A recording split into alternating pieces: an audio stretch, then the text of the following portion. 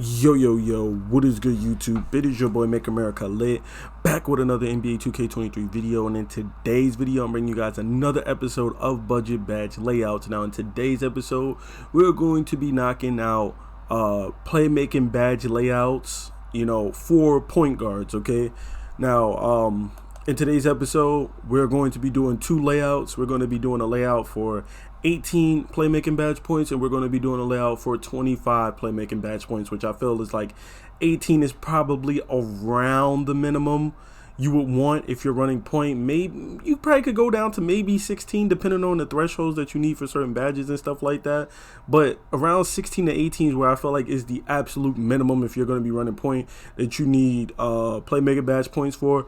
And then I feel like 25 is like that really good sweet spot where you can do a lot more, you know what I'm saying, with your badges and stuff. So I'm going to jump into it now. For our builds, we're going to be running a point guard at 6'6", 205 pounds with a 6'11" wingspan. So both builds will have these physicals or whatever for the height, the weight, and the wingspan. I went 6'6" because I wanted it to be not a short guard like a 6'2", 6'3", because then the badges will be way different. Most people are running 6'8", 6'9" guards or whatever like that. So I wanted to be on the taller side of 6'6", 6'7", but I didn't want to be too tall either, because I know there are some guards out there that are running on 6'3", 6'4", and even some guys running like smaller guards like 6'1s and 6'2s and stuff like that. I play one of my friends I play with, he runs a 6'1" shot creator or whatever like that. So there are some still some short guards or whatever, and I run a 6'5" 2 guard. Two of my builds are 6'5" shooting guards. So you know what I'm saying, there are smaller guards out there and stuff like that. Not everybody's running with 6'8s and 6'9s and stuff like that, and they're still valuable. So I want to just go with a smaller middle of the pack kind of PG build instead of going with a 6'9", 230, 240 build, or a 6'1", 170, 160 type of PG. So we're gonna be 6'6", 205, middle of the pack and stuff like that. And these are the attributes that we're looking at for our first badge layout. We're looking at an 80 pass accuracy, and then an 85 ball handle with a 75 speed with ball. And we're gonna have 18 playmaking badge points. So let's go ahead and go through this build. Of course, we gotta go through the entire build just so that we can bring up the build tester. And once we do that, yeah, we'll get to the layout. We'll put our overall up so we have access to all of the playmaking badges, and then we'll jump into it. So to start off, the basis for this build, once again, just like we did with our wing players or whatever, we're gonna have gold quick first step and gold unpluckable. Gold unpluckable being, an absolute insurance policy that every build should need if you plan on handling the ball at all. It's going to protect you from getting ripped somewhat. I mean, you're still going to get ripped with gold unpluckable, that's just the way this game works, unfortunately, and it doesn't seem like they're going to be patching unpluckable. They're not going to be buffing it. They're not going to be nerfing steals or gloves. So this is just something that we're just going to have to just deal with for the life of 2K23 apparently. So if you plan on handling the ball at all, you want a minimum of gold unpluckable. Moving on, gold quick first step, obviously, just so you can beat people off the dribble, be quicker with the ball and stuff like that. Moving on, our only silver badge we're looking at is silver handles for days, which is going to help us conserve stamina when doing dribble moves and moving the ball and stuff like this.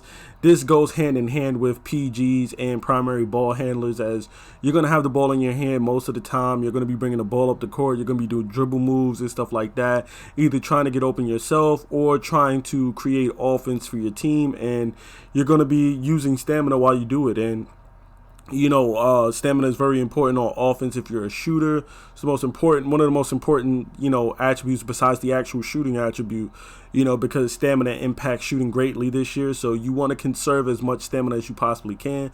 So, you want silver handles for days, or handles for days as high as you could get it. If you could go gold, get it gold. Or if you could go Hall of Fame, I would even warrant trying to get it on Hall of Fame if you are a primary ball handler or PG. If you're not those two things, then you can go with bronze, but we're going to be going with silver for our build because we're the primary PG. Next, we're going to be going with Bronze Clamp Breaker. As I explained before, this is going to help you when on those drives and kicks. Is going to help you beat the defender, fight the defender off and stuff like that, and get to the rim, which is going to be perfect with this next badge, which is going to be Bailout, which you're going to be able to hit people when you're going up with layups and dunks and stuff like that.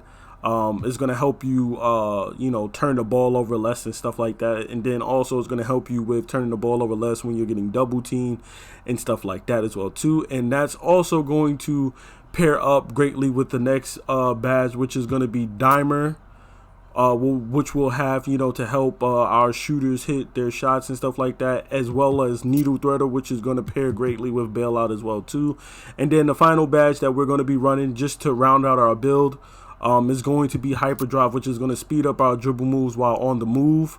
When we're moving with the ball, going up the court and stuff like that, it's going to make our crossovers, our in and outs and stuff like that behind the backs much faster, speed up all dribbling animations while we're moving with the ball. And that's going to be our badge layout for our 18 badges, 18 badge points or whatever like that on this build. So we're looking at gold unpluckable, gold quick first step, silver handles for days, Bronze Clamp Breaker, Bailout, Dimer, Hyperdrive, and Needle Threader. This is what I feel is like the best, bang for your buck. If you're just strictly being a ball distributor and you're trying to distribute the ball to your teammates, obviously you could change these things around if you're trying to look for a more ISO type of build, but this is strictly for my guards who are just trying to run the ball and be, a playmaker for his team, CP3, Jason Kidd, just a floor general type of player, you know what I'm saying? And then moving on, we're going to go to our next build, which is again going to be another PG build. As you can see, 6'6", 205, 6'11", same exact body settings and physicals. But these are the attributes that we're going to be running with on this build with 25 badge points. We're looking at a 92 pass accuracy, a 92 ball handle, and an 81 speed with ball. Just slightly better, playmaking on this build, giving us 25 badge points. And these are the badges that we're going to have access to, so you can see on the screen. Pretty much every badge, either gold or Hall of Fame, with the exception of Mismatch Expert and Handles for Days, which you can see you're going to need a whopping 98 ball handle for Hall of Fame Mismatch, and then you're going to need a 99 ball handle for Hall of Fame Handles for Days. So it's pretty obvious why we're not going to be running any of those badges on Hall of Fame, but we're going to make our build, and then we're going to just hop into the build tester very quickly. And then, of course, we're going to put our overall up and stuff like that, so we have access to all of our playmaking badges, and then we're going to just jump into it. Now, again, the same base for our first build we're going to have for this build. Obviously, we're going to be going with Hall of Fame Quick First Step because it's better than Gold Quick First Step. And then we're also going to be going with Gold Unpluckable again. Those are our two staples that we won't be changing, as well as having Clamp Breaker. Clamp Breaker will be gold as well too. Like I said, this badge is going to be extremely useful when it comes to driving and getting to the rim. And a lot of mistakes that people make is that they don't drive a lot when they're a PG. I noticed that a lot of players that run guard, they tend to, when they're trying to create and stuff like that or run PG, I notice they tend to just try to look for a jump shot. They do all these dribble moves to try to get open. And then if they don't have anything, they just pass the ball. They don't really try to get to the rim. But if you get to the rim, you know what I'm saying, and you could dot somebody or whatever, you could make a defender come over and, a help defender leave their man so you can dot somebody. Eventually, they're going to have to pick and choose. They're either going to have to let you go up with the basket, or they're going to have to, come and help and hope that the guy that they're leaving open misses their shot and stuff like that. You know what I'm saying? So when you're able to force that double every single time, it's going to open things up for you, because then eventually they're going to get tired of leaving their man open for a wide open three. And then that's when you're going to start getting your buckets at the rim and stuff like that. And Clamp Breaker is going to help you with that. Moving on to our silver badges, obviously we're going to be running silver handles for days, as I explained on our first badge layout. Is going to help us conserve energy while we're running point. And then we're going to also be running silver Bailout, just a better version of Bailout, less errant passes, less turnovers, meaning that we're going to just create better offense and stuff like that, and we're going to be saving those possessions where we might potentially be turning the ball over. Less likely, you know what I'm saying? Guys are going to get better catches. They're not going to be catching the ball at their feet or bumbling the pass, fumbling it and stuff like that, which means not only will they get better passes and cleaner passes for wide open shots, but you're not going to have to worry about them not getting the shot off because they're fumbling the ball. And you're not going to have to worry about you not getting your assist because they fumbled the ball 2-3 times, because they'll be getting clean catches and shooting and giving you your assists as well too, which is going to help you take over and get your stats and stuff like that as well too. And everybody's happy. The passer's happy, the shooter's happy, everybody's happy. Moving on to our bronze badges, we're going to be running bronze dimer again. Like I said, is going to help us with dotting our shooters and stuff like that. Those guys in the corners, not going to be missing when you're dotting them with bronze dimer at least. And then here's the last two badges. You can do this one or the other. Now, you can either go with silver needle threader, which I also like. I mean, bronze is very good, very strong badge.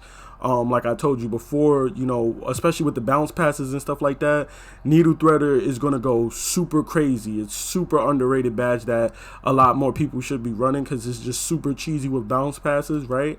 But what you also can do, if you want to be more versatile with your build and your badge layout and be able to do everything, what you can do is take that needle threader down to bronze and then throw on bronze special delivery, and now you're able to throw flashy passes, and more importantly, you're able to throw alley-oop passes at a higher rate because you're going to get a boost to those alley-oop throw successes and stuff like that as well. And if the person you're throwing it to has aerial wizard, that's going to be an even bigger boost for them catching those alley-oops and their dunk meter when they have to time the alley-oop and stuff like that. So it really comes down to the players on your team and how you want to play. If you want to be more versatile, I would run with this layout right here with special delivery on bronze and needle threader on bronze, because bronze needle threader is suffice.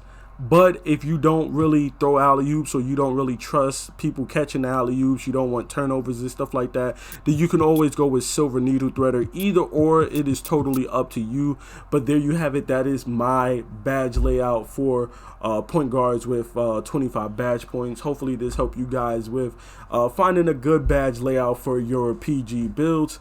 It's been your boy Make America Lit.